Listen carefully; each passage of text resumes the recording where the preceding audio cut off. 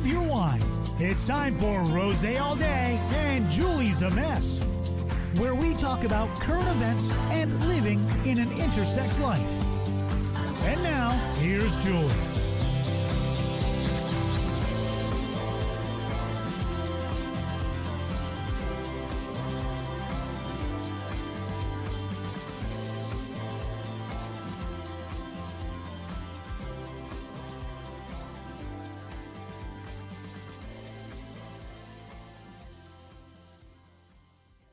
Ninth episode, everybody. I'm so excited. A lot has happened today alone. If you were with us last week, my friend Charlie finally went home to Savannah today. I got him to the airport. I came home to do this show. Our guest this evening, who we're going to get to in just a few minutes, is the incomparable and lovable Peggy Magee from California.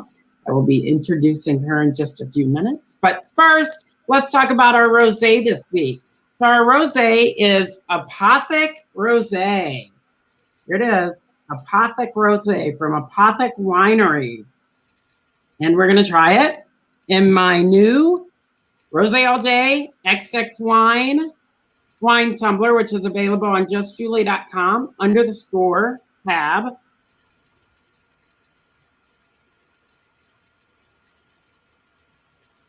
I may drink that whole bottle tonight. It may happen. That is nice.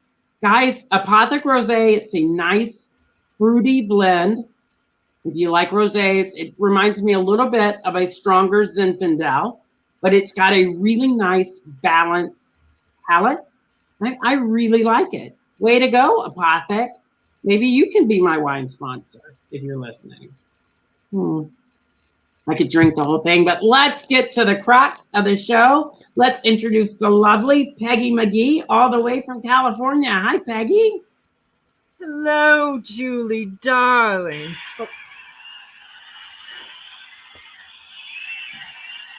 She's very popular. Thank you. Thank you.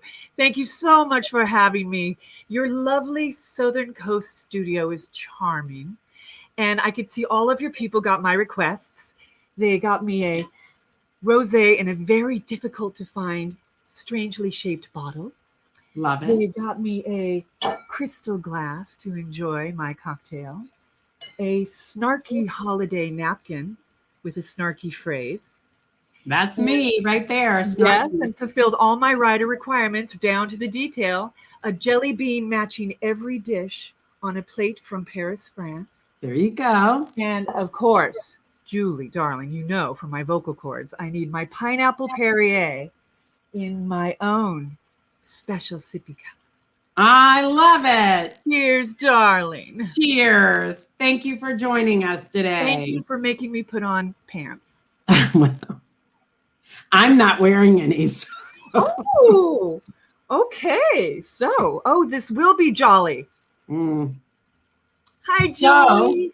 Hi, so glad to have you. And thank you for asking me. Yes, and for everybody listening, Peggy would be the only person we would pay a rider fee to. Well, that used to be my job for many years at the Irvine Barkley. I had to fulfill all the artists' riders. I remember. At the Carpenter Performing Arts Center. So I did that for 9 at the Barkley and 4 at the Carpenter. So I have good rider stories. And you've had an illustrious career. Actress. I've been lucky as an arts administrator. I have been. And we're going to talk about that a little bit more too at the end of the show. And we're going to talk about what you're up to and what you want to talk about. My rosé. It looks super fancy. Look at this bottle, and it's got a lovely little pretty cork on it. I love that. Yeah, but CVS on sale for $13. So fancy, but also reasonable. I may have to go get my next selection at CVS next week. Côte de Rosé. I love it. I keep saying for my 10th, I don't think I'm going to be able to afford it, but I kept saying that for my 10th show, I wanted to have Whispering Angel, which is Lisa Rinna's favorite rosé. But it's $39 a bottle, which is a little expensive for me. Wow. Yes, let's work on a wine sponsor for you. So I know, right? That's what we're doing. We're trying.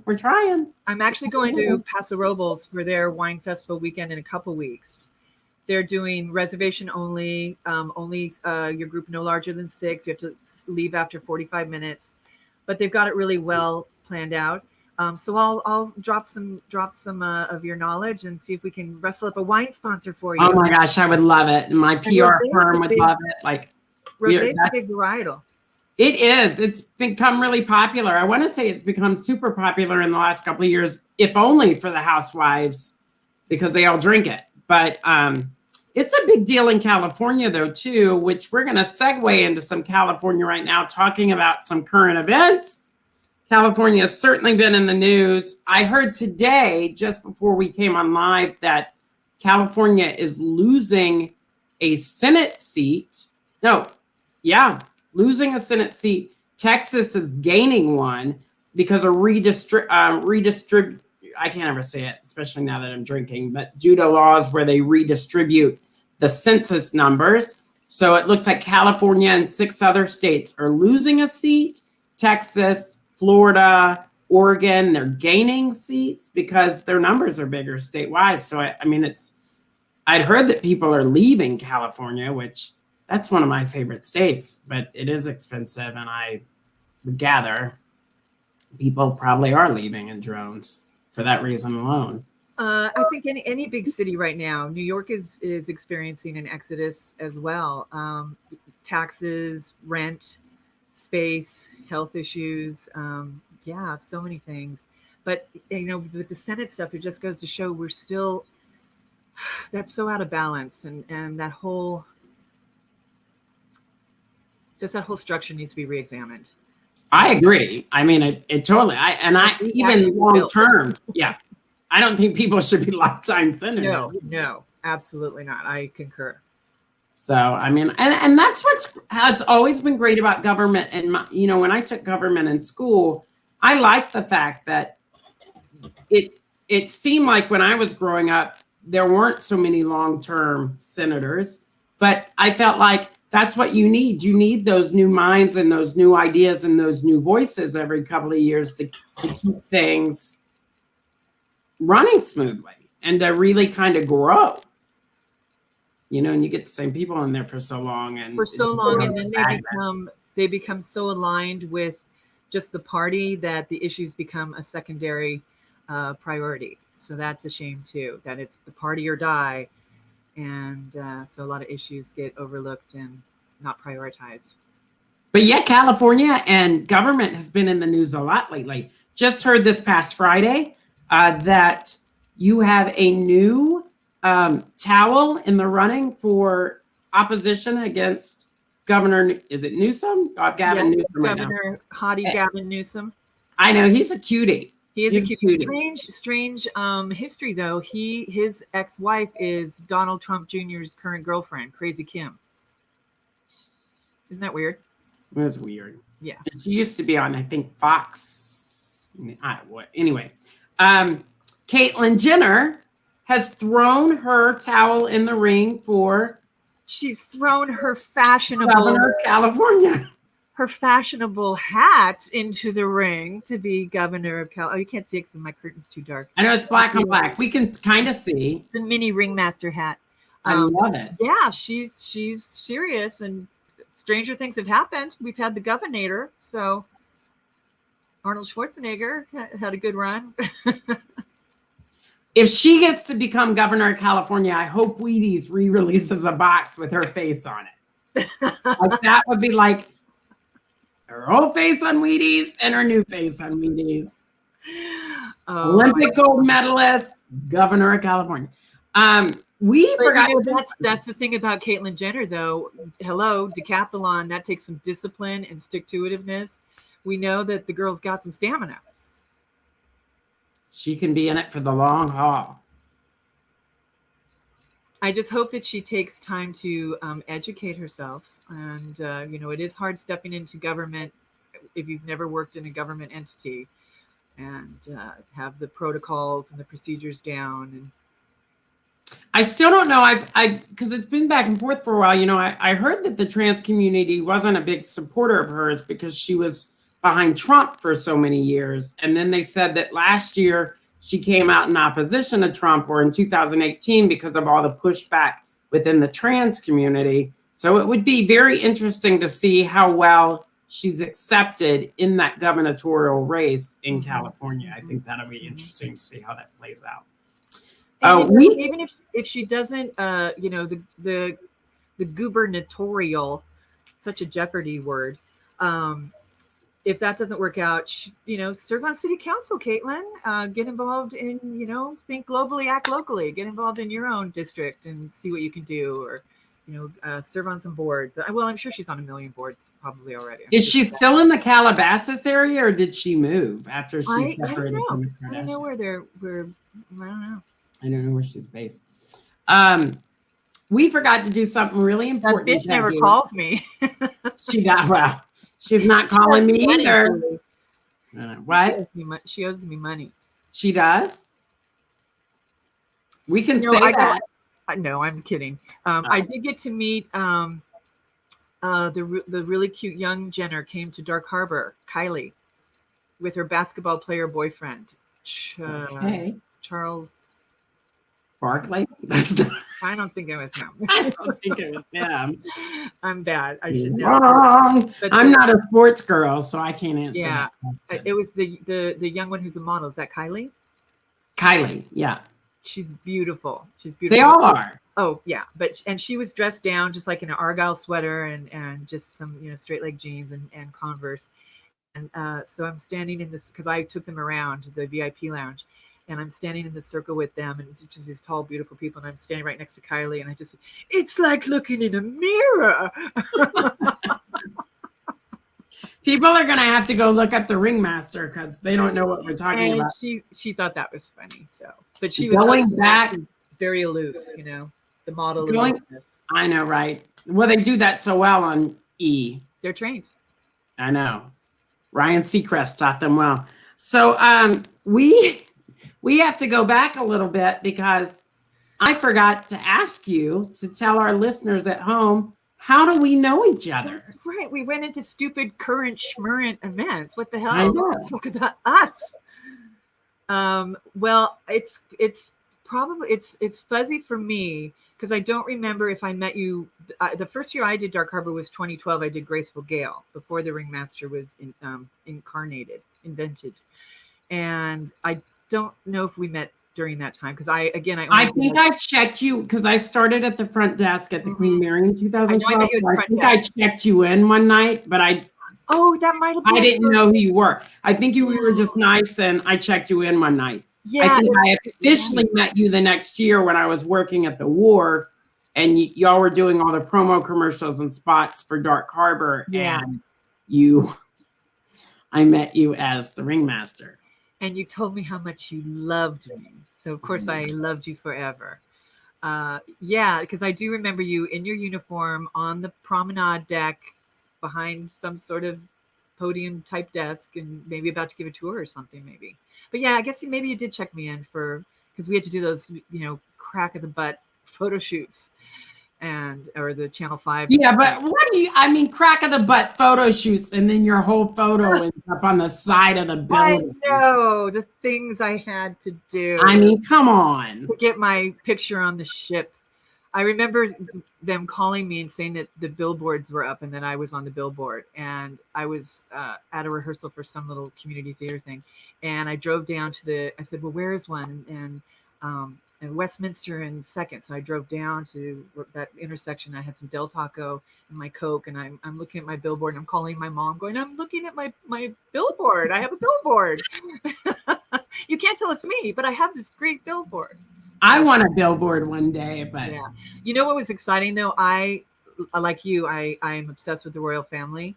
Yes. Especially Princess Di. And so when I got the big long banners on the ship side, and I was right next to her because that display was right at the time. That to me was making it. That was like, you were so excited. That probably confused a lot of people. They were like, are we going up to the prom deck to see Princess Diana's gowns? Or is this lady going to pop out and scare the bejesus out of us? Yes, yeah, so I met you there in your crisp white uniform and your bright twinkly eyes and great smile. And you of course, were so hospitable and just said, if there's anything I could do, welcome. You just made me feel so welcome, and that was. And then I got to work with you. Then then you know, a lot of people know I had started at the front desk and was there through I think 2014, and then switched over and started doing historical tours and haunted tours for attractions. In 2015, I auditioned for Dark Harbor, got Dark Harbor, but then I was told you can't do both. You can't do Dark Harbor and continue to work during the day for attractions. And I looked at our current manager at that time and I said, okay. And he said, okay, what? And I said, I quit. I'm going to do Dark Harbor. Wow. That confuses me that it would be a conflict of interest. Who knows? I think he was surprised that I chose Dark Harbor. And I was like, are you kidding? Like, I'm a monster at heart. What Ashley Taylor and I were laughing about is I auditioned for Dark Harbor and the role I got was Encounters was a tour guide. And I was like, what? I don't even get to wear ugly face paint at night. The ill-fated Encounters. I was like, come on. You guys worked so to be hard. Ugly and scary. But you know, I did meet so many great people that year. And we were just talking about Wendy Drebino York earlier. She made a huge impression on me. I can't wait to invite her to be on the show. Like Wendy, are you watching or listening? I know, right? We're talking about you. She, yeah, wherever she is, she just heard. She sat up going. She was like, "What? I'm going to be on the show! Yay!" And then I just loved all the little stories. Like I love that David Wally, who is our director at Dark Harbor and our director at Dark Horizon, where we got the pleasure of working together in 2019 in Florida. Again, what a great director he is. And the fact that you went to school with him and Wendy and you all went to school. I mean, there's so many sub-stories that are tied into all of the Dark Harbor and Dark Horizon stuff. And it just makes it really feel like I was a part of something huge, which I was. But I mean, it just really gave credence to you have communities that get together to perform and put on these great shows. And you know, it's parallel to my Disney experience because I'm still great friends with all the people I worked at the Magic Kingdom with in Florida all those years ago. And the same's true with Dark Harbor and the same's true with Dark Horizon. Like you find a bond and you just stick like glue. And there's a lot to be said for, you know, having the space and the permission, but also having like-minded people, but also really good leadership that creates that ensemble feeling from a really, you know, early stage of the process. And so trust grows really quickly. And yeah, I miss that. I think all of us artists miss that right now. I want to show you because oh, my clippings. Oh, where did these come from? No, I don't. I was on the brochure. That was pretty exciting. You were. I love that picture. Show it again. Show that brochure again. I love that. That is who we call our ringmaster. And Andrew, many of us wore the ringmaster. I'm surprised they never shoved you into the ringmaster. Andrew Diego. I don't think Andrew did most of it too. He did. I passed the torch.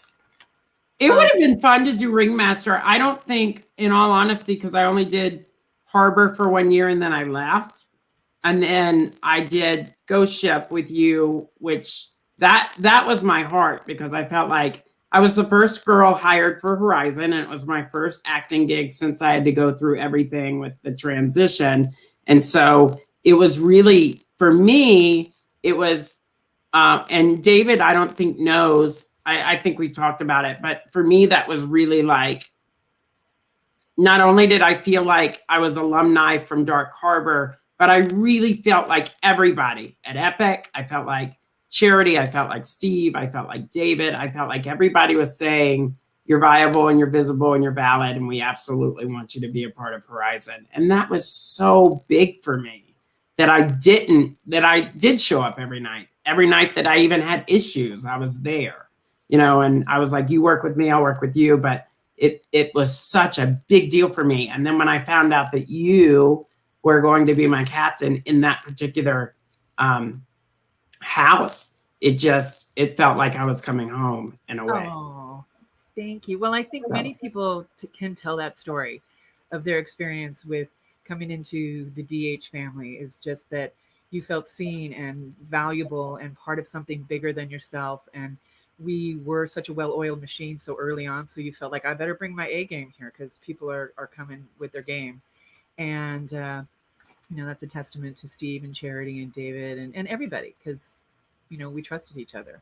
I would have loved to have done Ringmaster, but where I was going with that statement originally before I ran off into that emotional story is that they didn't ask, but I don't think they truly had gotten to know me as an actor or an actress prior to.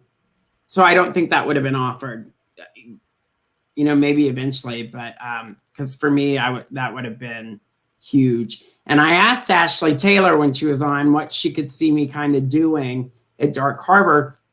And she'd said that kind of, she was like, bantering back and forth with the guests. And I said, irony. One of the darkers. That's what I did for Horizon. So I was like, the irony is that's what I was doing. And I just thought that was neat. Well, that I hadn't acted in many, many years. And I went as a guest to Dark Harbor the Boondara year. And John and I were just like, oh my God, this is amazing. And I was living back in Long Beach and David said, you should come play next year. And I'm like, yeah. And I'm, full disclosure, I was 49 and I went through a partial hysterectomy and just was like facing 50. And I thought, I'm not done. I'm not done. So I looked at that year and that year was huge for me. I did Chicago at the Gem Theater, which was like, this will be my last time to be one of these girls on the line. And I lived on sunflower seeds and green tea, but I did that show. That's a great diet. Let's not knock it. So great. I got to do lip shits. It was amazing. Swimsuit season's up. So if y'all need a good diet, remember it's sunflower seeds and what'd you say? Green tea. Green tea. Maybe some radishes. Or you can do the 80s dancer, which is just saltine crackers and cocaine. So those are your two diets to do. I did that too when I was dancing in the videos. Me too. But yeah, and then I auditioned for Dark Harbor, and Wendy and I called Wendy and said, you have to come to this with me. So we went, stood in line. Andrew Diego was standing behind us in line. So he was just he was just listening to us. We were just gabbing and being our thing. And so I did Graceful Gale that year. And then the next year, David said, I've got this character. I think you'd be good for it. And the treatment just said a rock star type of ringmaster MC that everyone wants to party with. So I loved it. The first time I saw you, you had all the skin like makeup done. It looked like you had been bit. And you told me at the wharf that you had been bit by a werewolf. I was mauled by a werewolf. And I was like, she's brilliant. And I also thought you were British for like the first 8 months. My accent was so horrible. And, Ringy had all the malapropism. She always got everything wrong. She'd be like, well, let's googly eye it. And everyone would be like, ah. But then that just kind of became the thing. And then I just said I was a citizen of the world because my accent would be kind of in and out. And I just kind of took it as whoever you ate or whose ever soul you claimed, you got a little bit of their accent. That's a good one. But I wanted to show you, I kept the letter that you gave me from Dark Horizon because, I only got to do that first weekend. And then got to meet Magdalena, and I knew Liz Waters before, but then those two worthy captains took on the ship and the crew. Although I think we named everybody, which I was really proud of that. We did. I was proud of that. But yes, here's your lovely Outback pirate stationery. I needed brown paper. Yes, sure. It was good. It matched those little scrolls. Those hateful scrolls. So Peggy, you have to know how much I simply adore you. Triple exclamation point. These last few nights with you have I love this. These last few nights with you have championed my creative return, and I have loved watching you and being in your artistic world. I wish you could stay. Verdetta approached me Friday to say all of us together feel like family. We really are one team. I just wanted you to know that as a ringmaster or pirate queen, how much I love and respect you. Looking forward to our last night under the red moon on this 13th night of October, 2019, XOXO, Juleigh, #Arachnia. a little spider. I meant all of In your it. mouth. I know. I meant all of it. Well, and you also gave me these, it was tied with these cool rainbow dreads because it was Pride Night. So yeah, you had said you wanted those, and I was like, yeah, you want them? And then I had made a doll. I don't know if I gave it to you, but I had made a doll a couple of years ago of You showed it to me. Ringmaster. And David had actually bought 2 of those dolls that year, and I can't remember what happened to them. I think he bought all of them, actually. I think he may have all of them. Aww. But so now we're at the part of the show that we call Julie's a Mess. And if you've never listened to it before, if you're one, I think you should say Julie's a hot mess. I mean, duh. But we need a thank you. theme song. We need a theme song for you too. Just for this part of the segment, Julie's a hot mess. Sometimes I'm afraid people would be like, "Is the show called Rose All Day?" And like wine sponsors are going to be like, "Do we want to know that she's a hot mess right now?" Yes, because I've been drinking your wine home. Hey, a hot mess that sells. People love a hot mess. That's right. They do love a hot mess. Look at Caitlyn Jenner about to be governor of California. About to be governor of California. So Julie's a mess. This is for those of you that are just joining us, and I've gained some followers on TikTok and on YouTube in the last week. I've gained 80,000 followers on TikTok. What? Some of those, I know, right? Some of those have ponied over to YouTube. So I'm now up to about 216 subscribers on YouTube. We're trying to get to 1,000 so I can have a broader platform to speak about intersexuality and XXY on. But this part of the segment, I will tell a story. I'll start a story. And I'm giving Peggy an option tonight. She has 2 stories to choose from because we met on the Queen Mary. The other one's a Horizon story. I'm going to let her pick which one she wants to hear. But in the middle of the story, I will stop. And based on what Peggy knows about me as a person and how she's interacted with me before, as both Bradford and Juleigh, she will get to, in her best way, finish the story for everybody listening. And then we'll compare notes at the end and see if she's correct or if she's way off.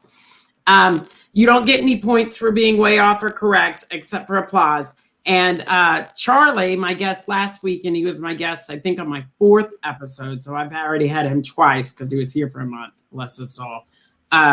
He actually got both stories correct. I mean, pretty spot on, so we'll see how you do. But your options tonight, Miss Magee, would be the Queen Mary front desk story of Can You See Me? Or the ghost ship rainy night story from Dark Horizon. Well, I just found the picture of, here's this line, hold on.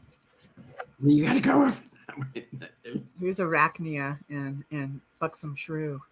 That Buxom Shrew, we've already talked about her a couple of times. I'll take Ghost Ship for 1,000, Julie. Ghost Ship for 1,000. Here we go. Now, this story was actually mentioned during Kat Bay's episode. Kat Bay's was my guest on episode 3.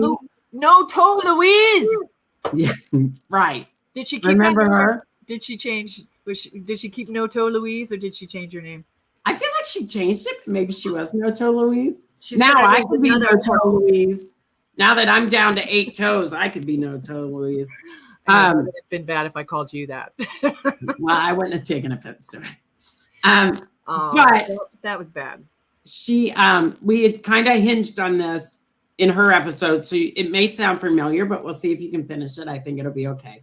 So, Ghost Ship at Dark Horizon in Florida was one of the first houses you came to if you entered that event, as you know. But for everybody listening at home, it was a pirate ship house, haunted house. I guess that's what they call them now, or attraction.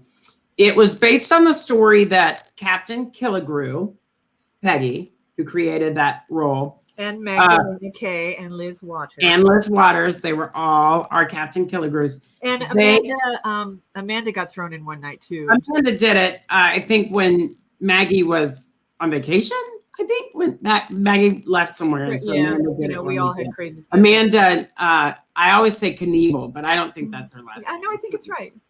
It's similar to that. She told me all the places I needed to go in Nebraska, and I thought, great, haven't found them yet. Maybe I need to. Maybe that'll be my saving grace here in Nebraska. But anyway, the ship was based on the story that Captain Killigrew years ago was one of Florida's first pirates. And I love listening to you kind of tell her backstory. But the story that I had heard is that she was married and she was a socialite. And when her husband was out of town, she would pirate her own fleet of ships, and she would go and do what pirates do, which is pillage other ships. And she would take their belongings and furnish her home with it. And, I thought, didn't her husband ever come home and be like, where'd you get this from? Because that's what husbands do today. And she was just kind of like, whatever. But she was one of Florida's most notorious pirates and one of the first pirates. And so our house was based on the fact that her all-female crew, so she had a ship pretty much of all females. We had a few males in our crew. We had one bald Mikey. We had Doily, Drunk Pierre. Spoon. Spoon. Green Stripe, Scrub. So David Tancher's character name I can't think of. He was the one across on the crow's nest. I know, so great. All of them were great. We had men on there, but I'd always kind of heard that the men had been captured and they just became a part of the crew. Yeah, we tortured them. But that for the most part, it was an all-female crew. More females. We were the alphas, yes. And we had botulism and boils, and we had everything. We had scurvy, botulism, forms of syphilis and gonorrhea, many diseases, crabs. Yeah, we had them all. Thank God we're actresses. And I mean, I'm a method actress, but I did not have any of those leading into the story. So what was fun about it was supposedly our ship would come on shore all these centuries later, and we would claim souls while we were on, so we were basically dead. And I was Arachne. And my character, we all kind of created names for ourselves.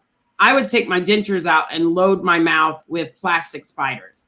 And I hid plastic spiders everywhere. And then one day I came in and they were like, here's a really big rat of unusual size. Try and work that into your If there was a Haunt Academy Awards, you would win it for, this lady takes her teeth out. And pulls spiders out of her mouth. Those plastic spiders throughout the evening for the people would be like, "What are you eating?" Spiders. I'm not eating them. They're my friends, and they hang. And then just you looked so different. Your whole the whole aperture, the whole embouchure. Just everything. But I thought it was funny too because I thought they're gonna the way when I did the audition, and we're gonna continue with the story. But when I did the audition, I thought they were so like, you're gorgeous, and do a Marilyn Monroe impersonation. And I thought, I'm going to be like the prettiest version of Graceful Gale at Dark Horizon. And then when they were like, this is what you're going to look like, I was like, I just transitioned and I've got this, and you're going to make me look like that. And I just thought, You should have been working on your silk and acrobatic skills or fire dancing, because remember the sirens got to be the pretty girls, and I told the other beautiful everyone. I told David Wally, I was like, next year you should build one of those sirens on the front of the ship, and you should let that would be your part. You should let me be her. Yes. And I can like open my eyes and talk to people as they're walking up to the ship. Yes. Wouldn't that have been amazing? There it is. There's your next role. But you know what? It didn't happen. It's going to be hard to take breaks on that. Then I'd be like, I could just lean there. I wouldn't have to go on breaks. Right. Just she's sleeping. So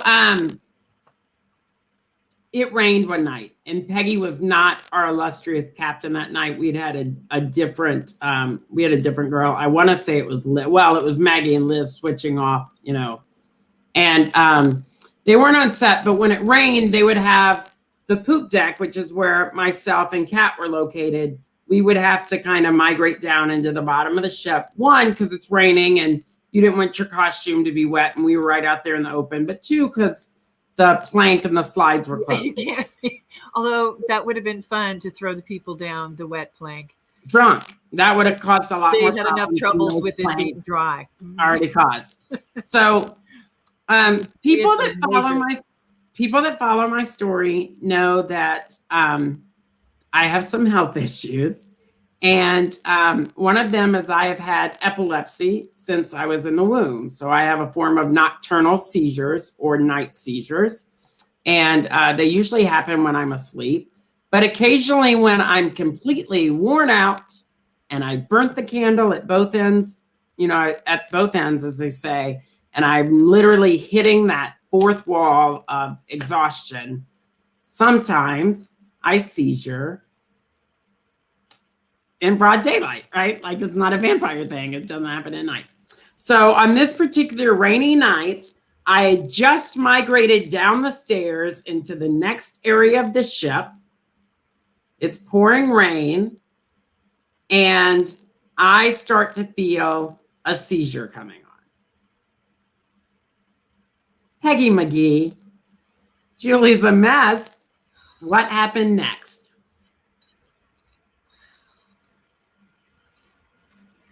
I think I need to get in character here. Let's see. Juleigh walked down the ladder, and she started feeling shudders and chills from the night air, and also from all the boozy atmosphere of the scary guests. All of a sudden, she started shaking and quaking in her big boots, because of course none of us had shoe wear that fit us. We had to share it with 6 other people. Well, there wasn't anyone around to help her out, so she had to cry for help. And as she tried to scream, her spiders in her mouth betrayed her. So poor Juleigh choked on her spiders. And now we've strapped her corpse to the front of the boat for all of us to enjoy for all eternity.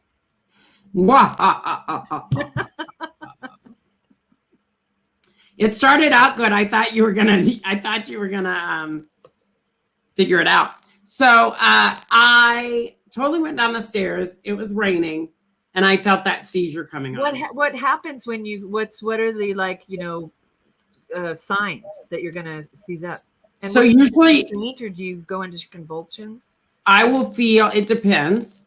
When I have them at night, usually they happen when I'm asleep, and I'll wake up the next morning with dings or scratches on my legs. So I have to make sure that I'm not kicking anything, that nothing's around my bed.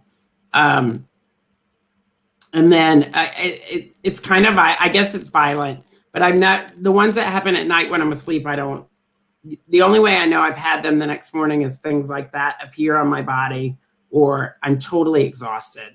And I have to spend the day in bed usually. It wears you out. And also having lupus, sometimes I don't know if the fatigue I feel is necessarily from a seizure, if I had, if it's from the lupus, or because that affects everybody differently. But when I have them and I'm awake, I usually can feel them coming on, and I start to not feel, like you said, so great. And then usually something on my body will start to twitch. And that's an indication for me that I need to get against a wall or sit down or somewhere so I can just kind of try and control it.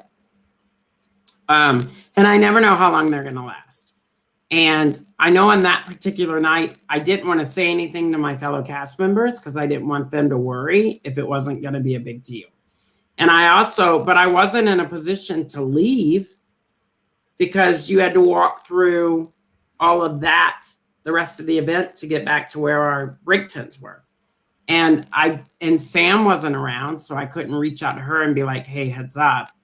And I think my fear was I didn't want to lose the job, and I loved doing it. So I was like, there's got to be a way to work this in to where nobody knows any wiser. So if you remember when you went down the stairs and you made a left to go into the meat of the ship, there was that bookshelf that was right there. And then next to it was the wall, the other wall of the interior shelf. So I squeezed myself between the wall and the bookshelf.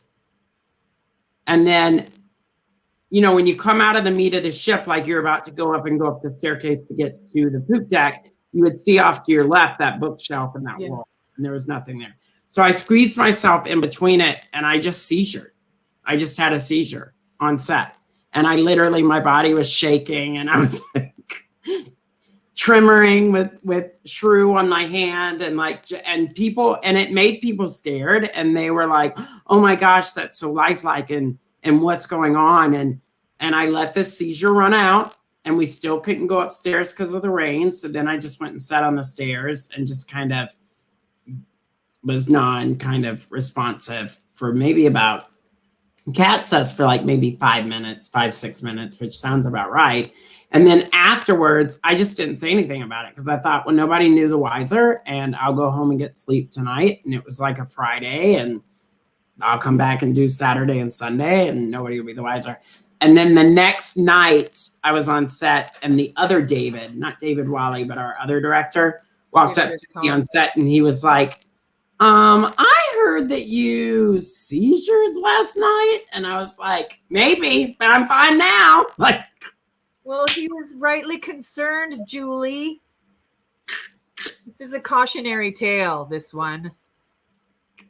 Look, like I said, method actress, people were scared that night. I would have felt bad if I had gotten like top performer that night, because clearly I had a seizure. I would have been like, I don't deserve it tonight. That was not my skill. Now Julie takes out her teeth and she has seizures on cue. What the hell? How can I compete with that? That would have gotten me an Oscar. Well, I'm like you. I respond in humor. That's not funny, because you should have taken care of yourself. That haunt isn't worth that.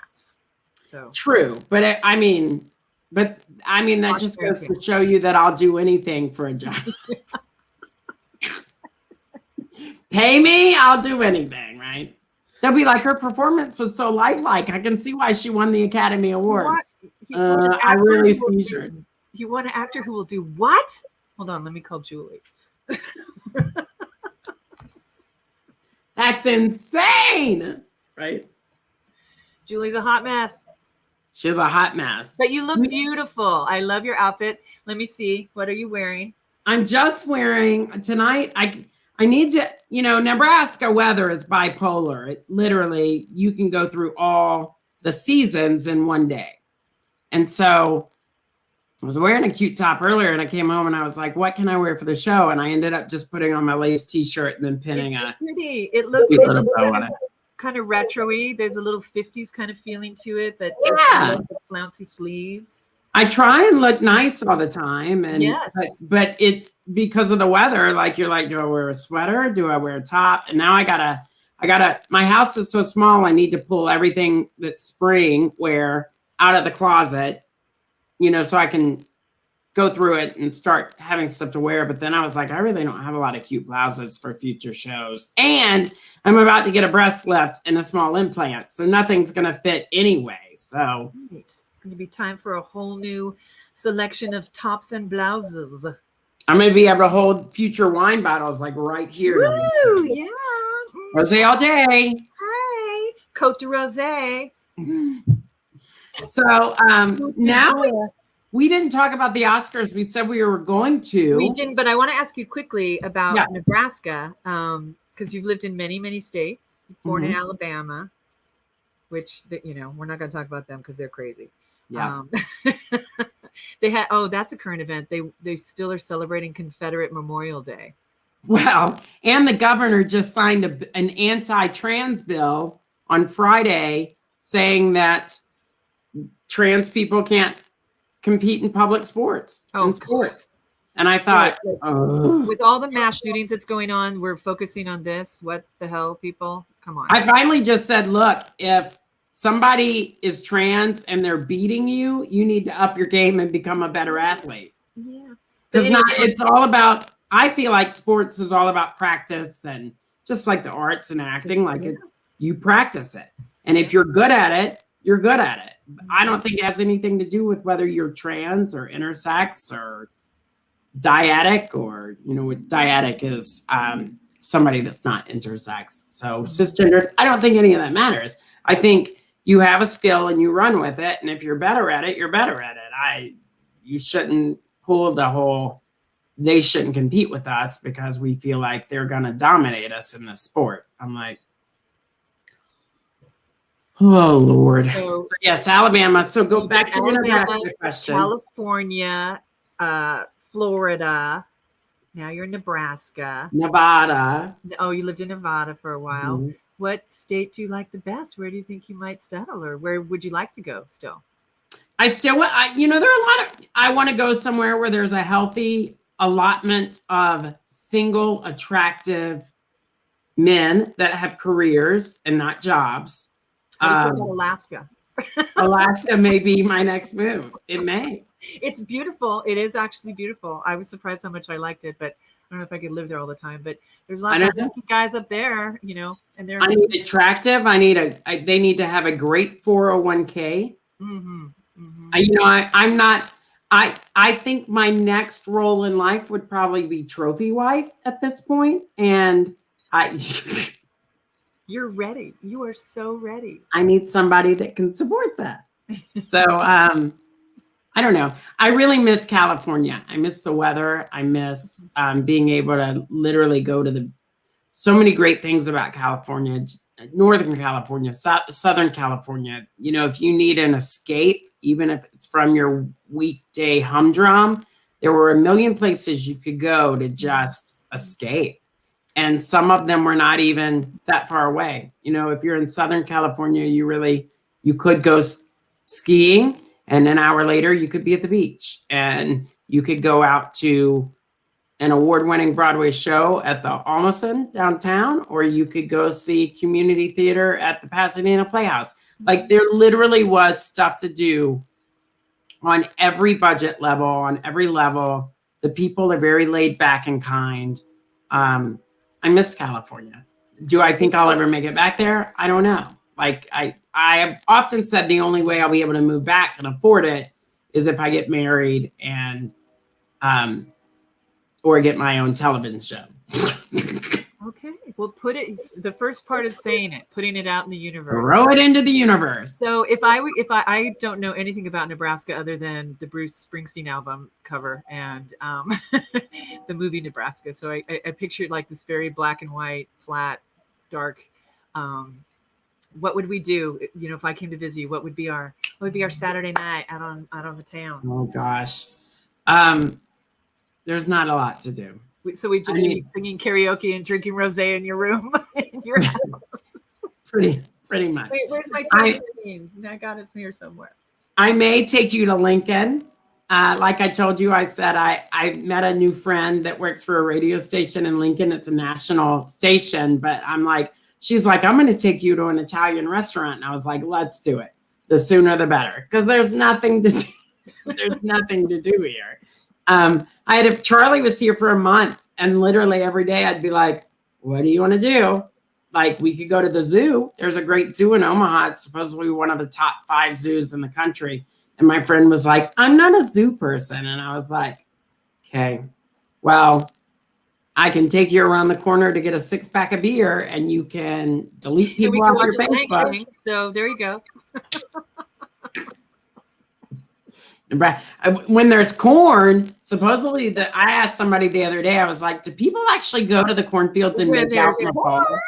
I'm like, I feel like I want to do, maybe I should contact Epic, because I think it would be really cool for like 2 or 3 weeks in October, erect a movie screen in the middle of a cornfield and charge tickets and show Jeepers Creepers and Children of the Corn.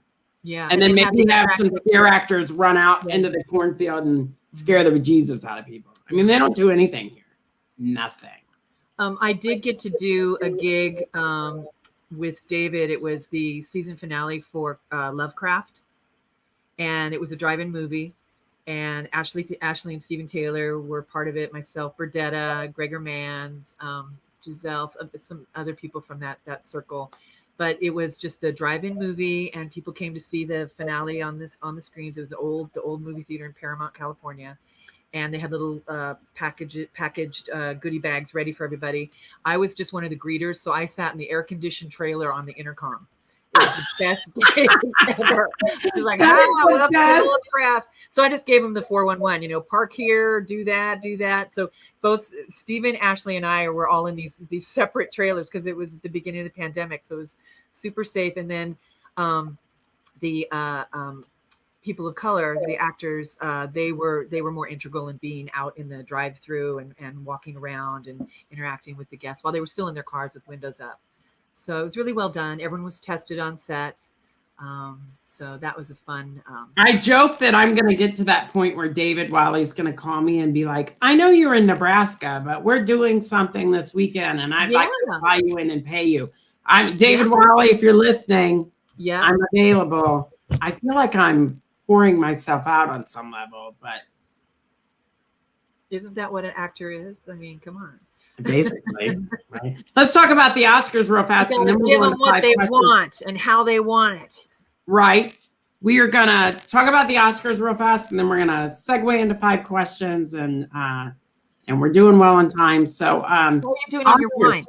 How are you doing on your wine? I've already filled up again in my XX wine celebratory rosé all day tumbler. I just purchased one today. I can't wait for that to be my new park cup. I'm so excited. My new sippy cup in the People are going to be like, I don't get it. XX wine. So let me tell you about it. Mm-hmm. Yeah, like I said, we need like a jazzy theme song for you. For your, who does your opening announce? It's really good. It's really good. So it's this guy, and I can't remember his name right now because you just put me on the spot. I almost did a spit take. So thank you, Peggy.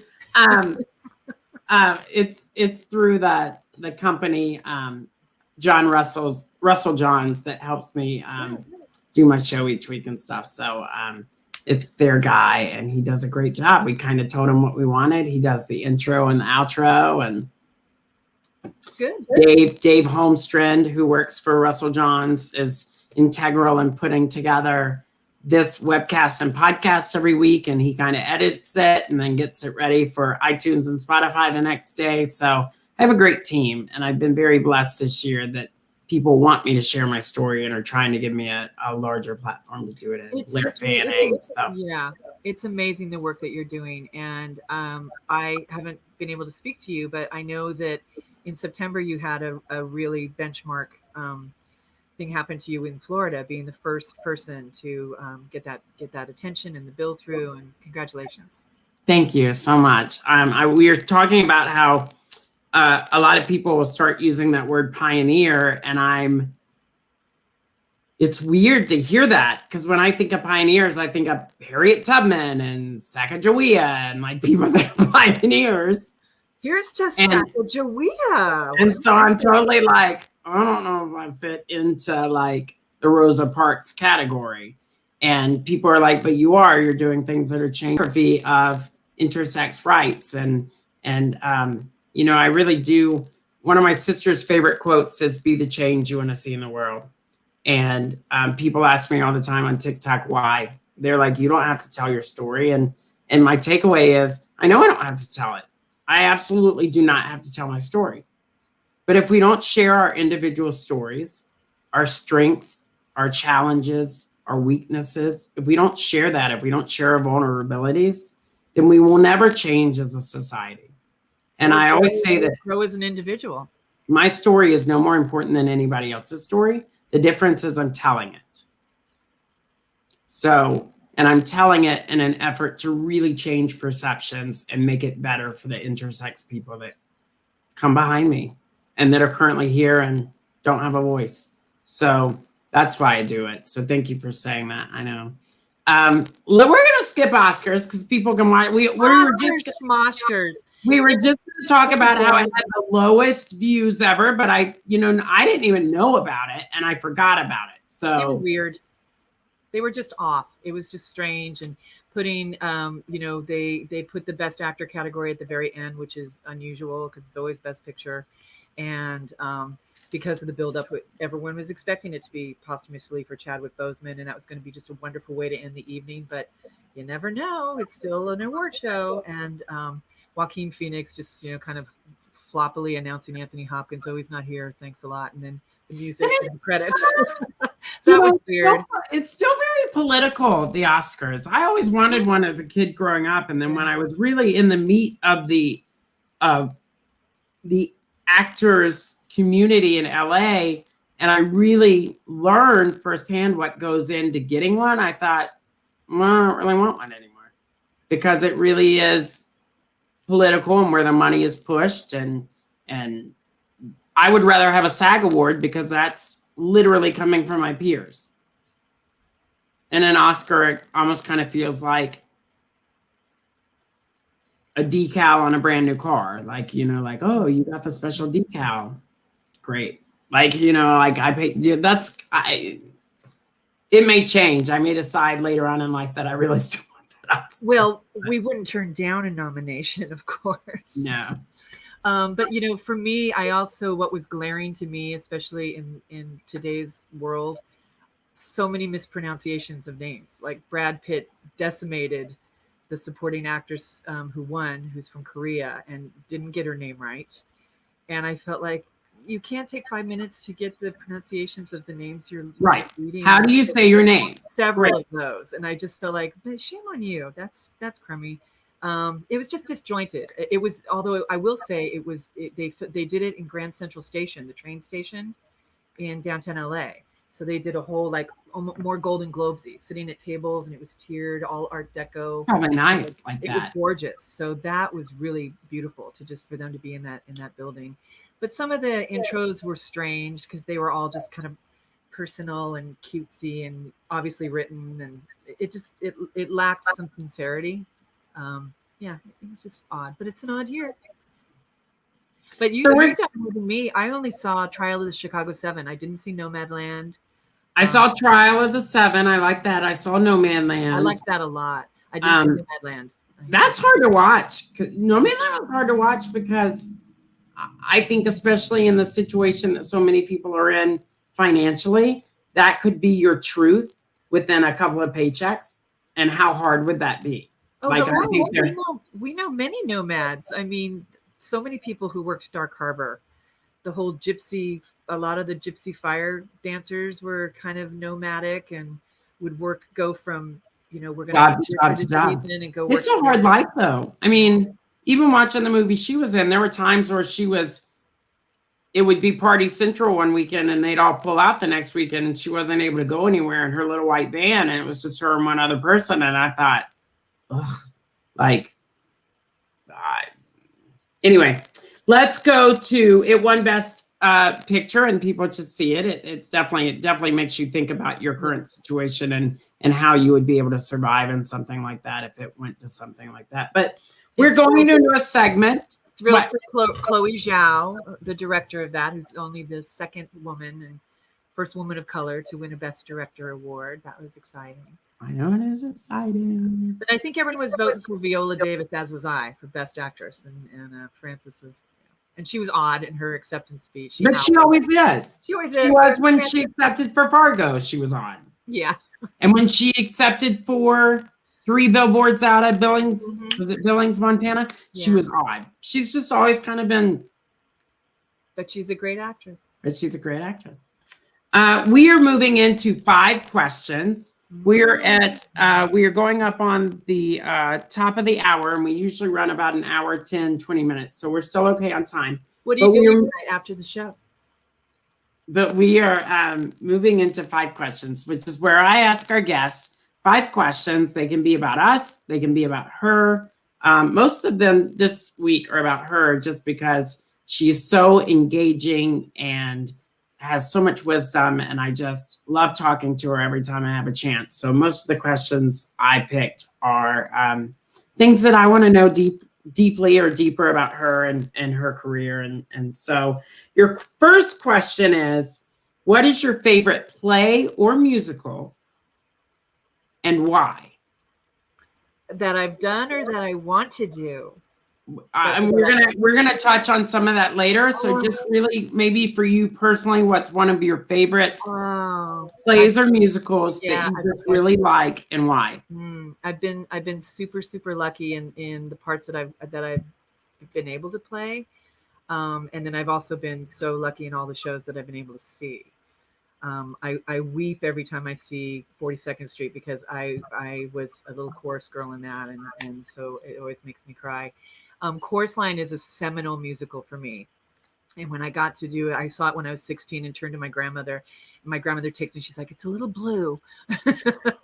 Tits and that. I love yourself a fancy pair. I want to be one of them. I want to be second from the end. And so when I got to play Judy in a Chorus Line, directed by one of the original members of Chorus Line, Marty Ram, and we learned all the original choreography, that was pretty stunning. And just to be able to stand on the stage and tell that story and the music, and it's so wonderful.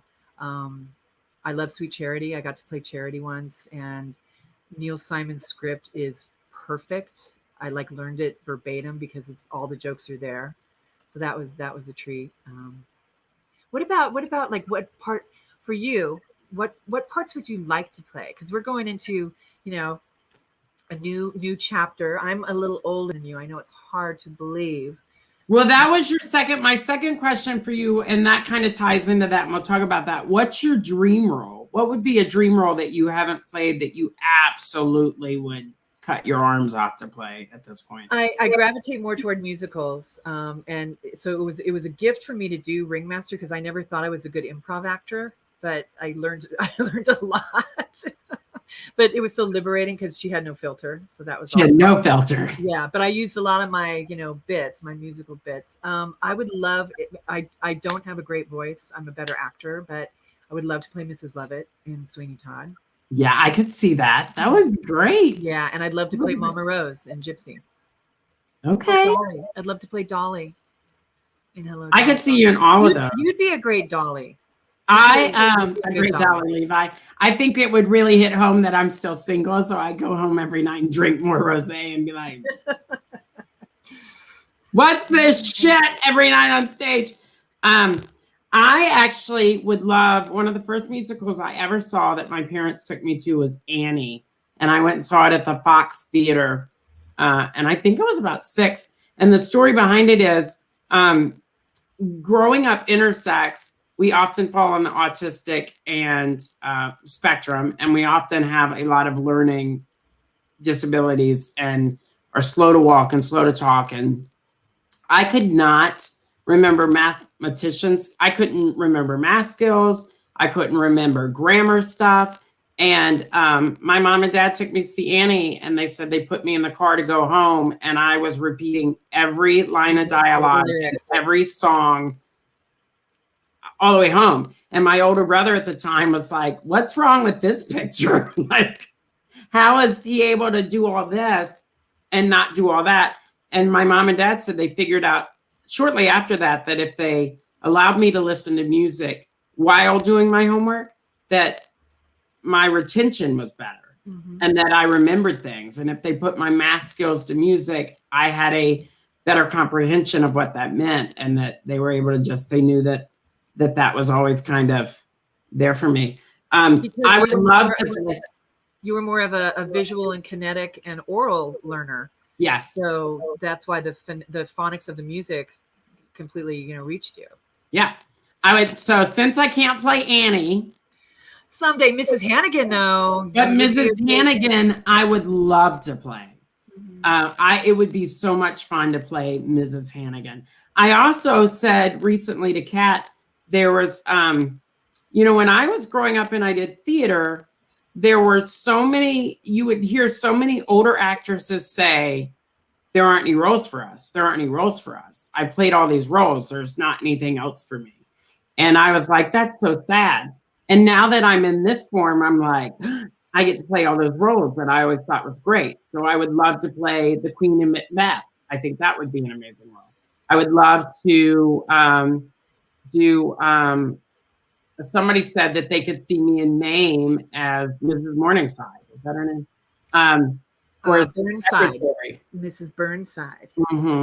So I mean, you'd also be good as the friend, the actress Vera. yes. They sing "We'll always be bosom buddies, friends, and pals." So I mean, I would definitely want to do Mrs. Hannigan. That would be kind of a dream that would role. be fun. And I think that would be so much fun to be mean to little girls. And I mean, tongue in cheek, because I think when I see Annie, I think Miss Hannigan really does love those girls. She really does have a soft spot for them, but she is so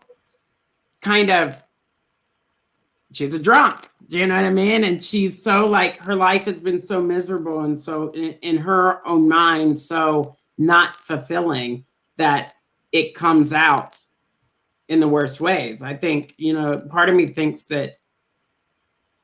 You think she's just misunderstood? I think she envies Annie.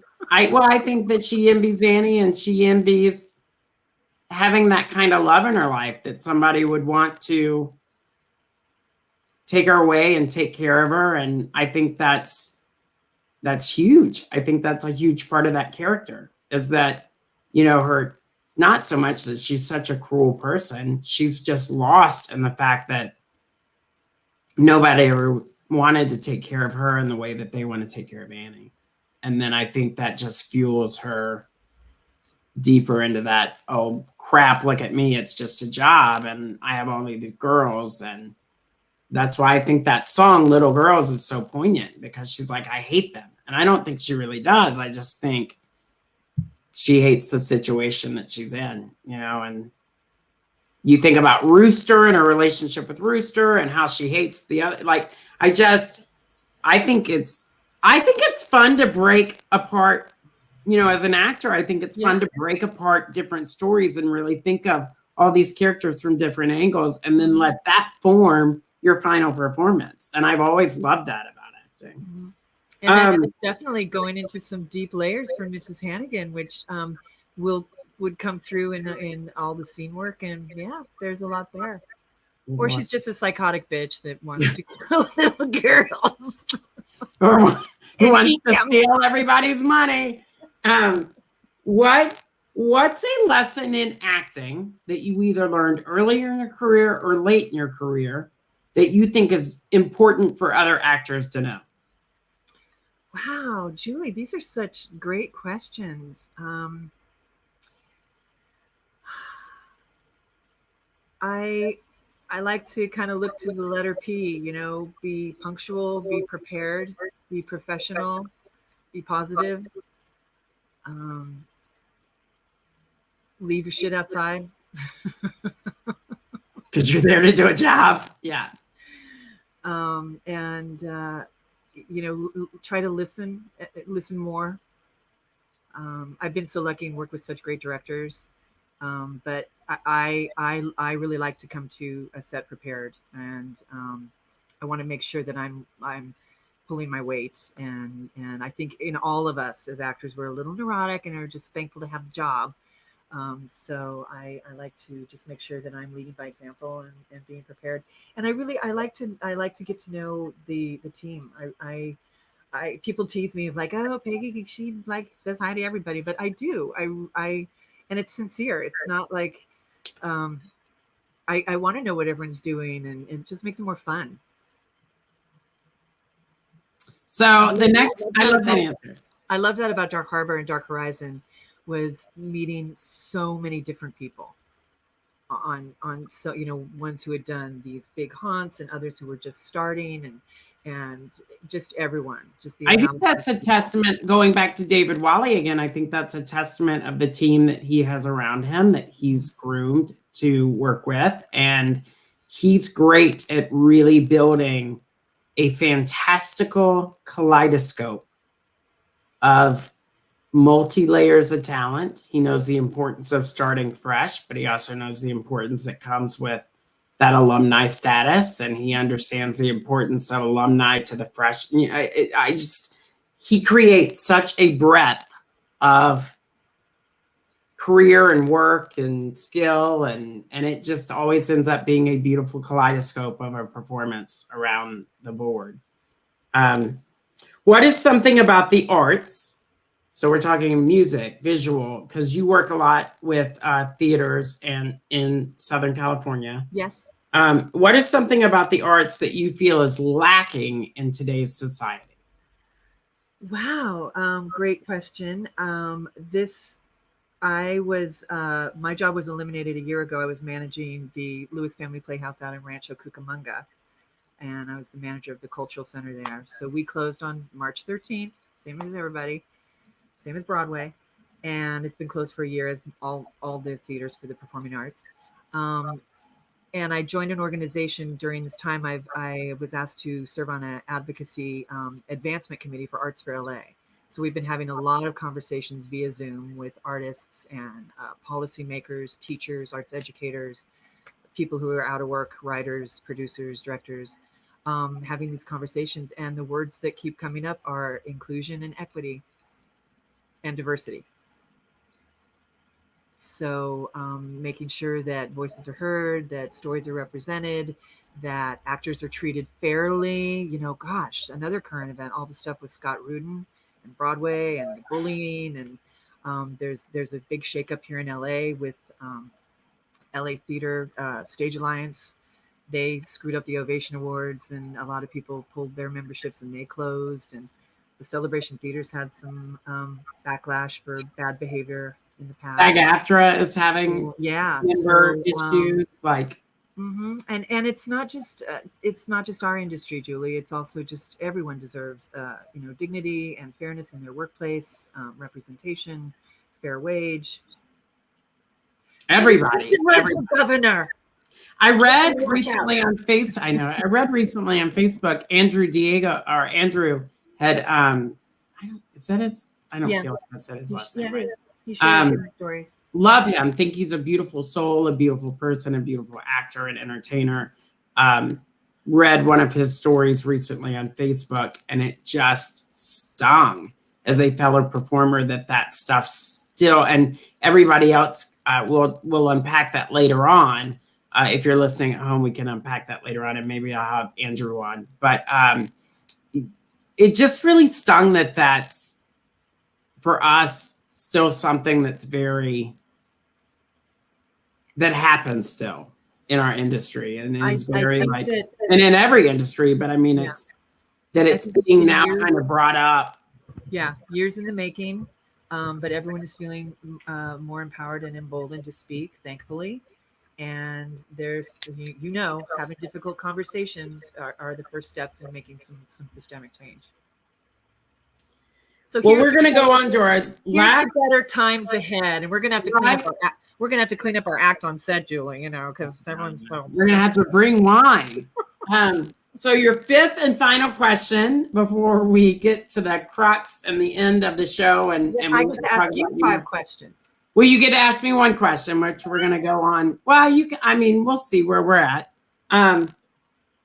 What's a role that you would love to see me do, which you kind of already touched on, but what's something that you would love to see me do, either at Dark Harbor or maybe if you were, it's just something, and it can be anything, but what's something that you would love to see, or even just a character description, but what's a role that you would love to see me do?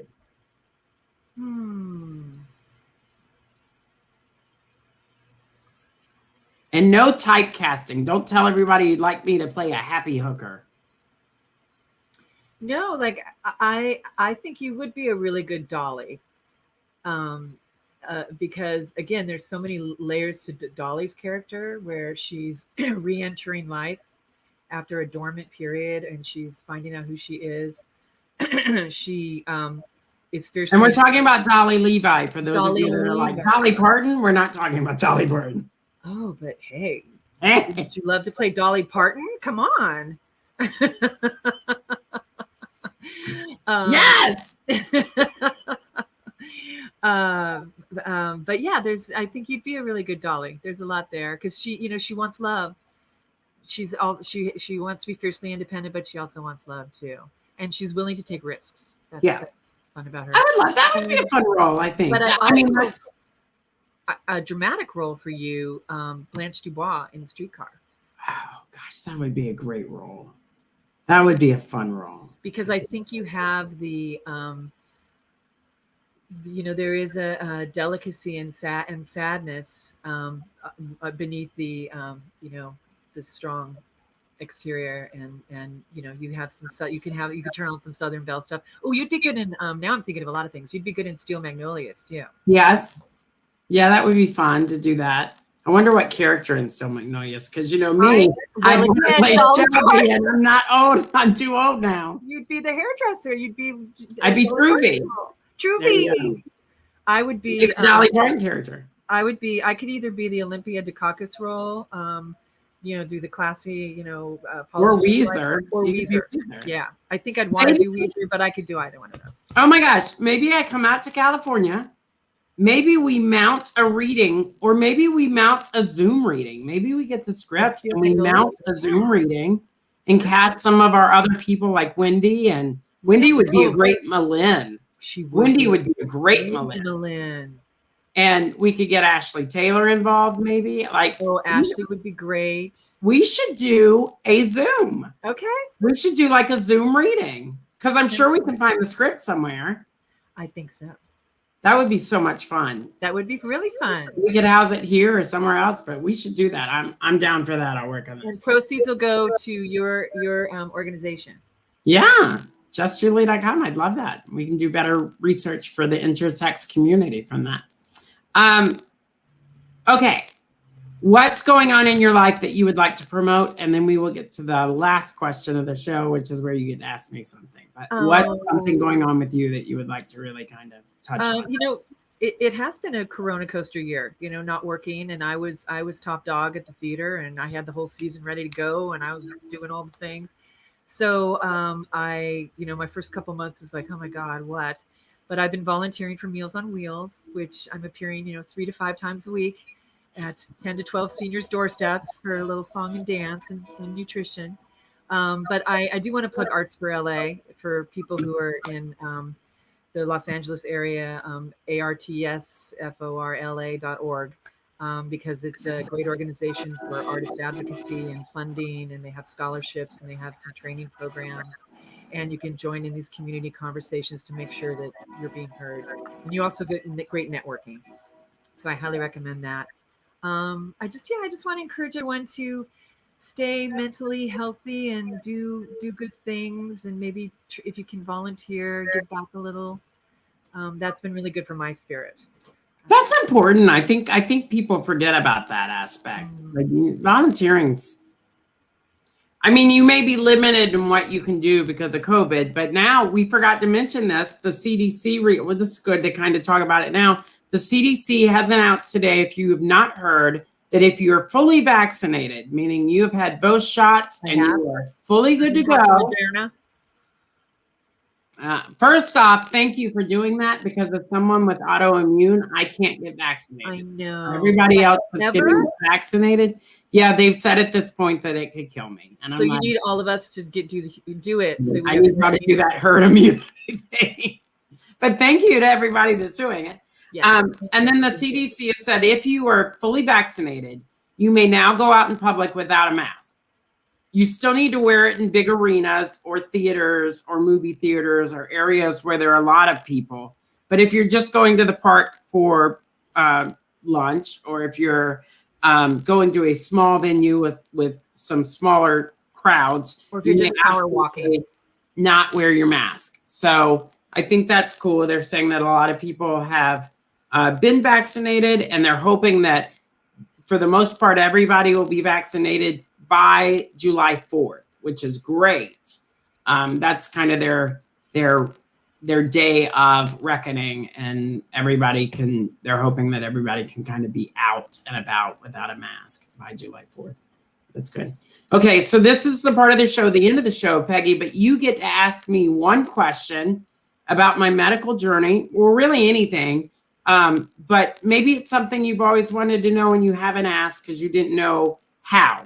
Or maybe it's just something general, but whatever it may be, this is your time to ask me, and it gives me an opportunity to answer your question but then also educate the masses on what it's like to be in a very intersex body, intersex life. Well, thank you for the opportunity. I'm going to do twofold. I want to ask a present question, and then I'm going to ask a future question. Okay. If you didn't have to do estrogen, would I be speaking to Bradford right now? So the whole reason I had to go on estrogen is because I now have lupus and osteoporosis. The XXY, I mean, I've had that my whole life. I'm still XXY, even on the estrogen. But they said there's not a cure for lupus or osteoporosis. And in order to stave it off and slow it down, I needed to go on copious amounts of estrogen. And in that dialogue with my medical team at the National Institute of Health, we knew that that meant I would transition. Your body has to have a dominant hormone, and we knew that being on as much estrogen as I'm now on for the rest of my life, that would cause that permanent transition to the female end of my spectrum, because it is a spectrum. Gender is a spectrum, and there's so many different variations on that spectrum. So for me, we knew it would change me fully to female. And somebody asked me on TikTok the other day, would I have done it? But the trade-off would have been if I had not gone on the estrogen and I had gone back to Florida and I had had the ovary and testicle removed and I'd have the partial hysterectomy done, but I hadn't gone on the estrogen, I'd be dead by 48. My team really felt like my body was in the crux of shutting down. And when you're faced with mortality, it changes a lot of things. And I knew that I was not ready to be done in this lifetime. And now I feel like, just being raised Christian and having a strong faith in God, this is my purpose, is to live my life as both genders and to now educate about it. So I really do kind of feel like this is my purpose, and I'm lucky enough to know what that is in the golden years of my life. Had they have come in and said to me, you can't do estrogen or testosterone, but we're going to give you this vial and it's going to turn you into a Jack Russell Terrier for the rest of your life, but you'll live. I make the joke, woof, woof. I'd be a Jack Russell Terrier right now because my life was not over. And I didn't feel like my existence and what I was here to do was over. I still, I'll be 46 in June. And I was telling somebody the other day, I still take pause sometimes because I think I'll always kind of get a little emotional in my birthday month because I'm not at that 48 stage yet. And I think once I pass 48 and I hit 49 and then 50, hopefully, and then 51, then I'll finally be able to be like, okay, it's working. But because medicine is a science and it is a guessing game, I panic every June thinking, am I okay? Or am I going to term out? Or did I make the right decision? So, but that's you. I mean, who knows who you'd be talking to? Woof, woof. I may be humping your leg and eating Alpo out of a bowl. But here I am. I saw you do that once in an audition. It was really inspiring. That director's life will never be the same. But you have been through so much adversity the last few years. But do you feel like you're living a fuller life now as Juleigh? I feel like I'm healthier. My body was not reacting well to testosterone. And even when I was at the Queen Mary, I started to have so many medical issues. And as it was explained to me, it was because my body was fighting. The hormones were fighting each other, and they were trying to find it. That my body was just trying to figure out what was best for me. And I was really starting to have a lot of problems. I feel healthier. I still do stupid stuff like step on a broken picture frame because I wasn't wearing the proper shoes and lose a pinky toe last October. I mean, I still do things that are not right for Juleigh because she's a hot mess, but I've never felt healthier. I feel healthier. Maybe even a little smarter. not to say that females are the smarter sex, but I feel wiser. I feel more authentic. Well, I don't know if authentic's the word, because I felt okay being Bradford. Mm-hmm. I mean, I'm both. It's not when we talk about the difference between trans and intersex, trans, you often feel like you're in the wrong body from the get-go, and you spend your whole life trying to get into the right body. And with intersex, you're born both. You literally have sex characteristics of both genders.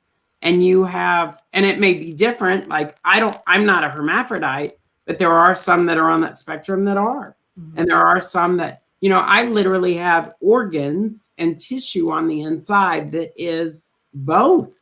And when I joke about it, I'm kind of like the Bride of Frankenstein. Like, she was stunning and she was gorgeous, but she literally had parts unbeknownst to her that made up her anatomy. And I feel like that in a way. And so sometimes I don't feel just like Juleigh. I'm still XXY. I still have sex characteristics of both. It's just that I'm on the estrogen, and that's caused me to present fully as Juleigh. Don't you look forward to a time when you can just check the human being box? Yeah, I do. I think, and I say that all the time too. We're human first. We're human first. And somebody had posed the question to me the other day. They said, you die, and in 15 to 20 years, somebody finds your bones. How would they know that this is a story that you've led? And I went, human. We can give our bodies to that exhibit, the plastinization, so they can, they can study us forever. Talk about morbid. They'll be like, how did the Body Works exhibit? It's fascinating. I know. My section would be in the corner, and they'd be like, how's this 60-year-old woman die and have the breast of a 14-year-old? I'd be like, oh, please, you're gonna live till you're at least 90. Please don't wish that on me. Please don't. Don't wish that on me. 90. They'll be like, what was her favorite role? She played the old lady in Titanic 2. He actually dove into the ocean and found the Blue Heart. She was strapped to the hull of the ship.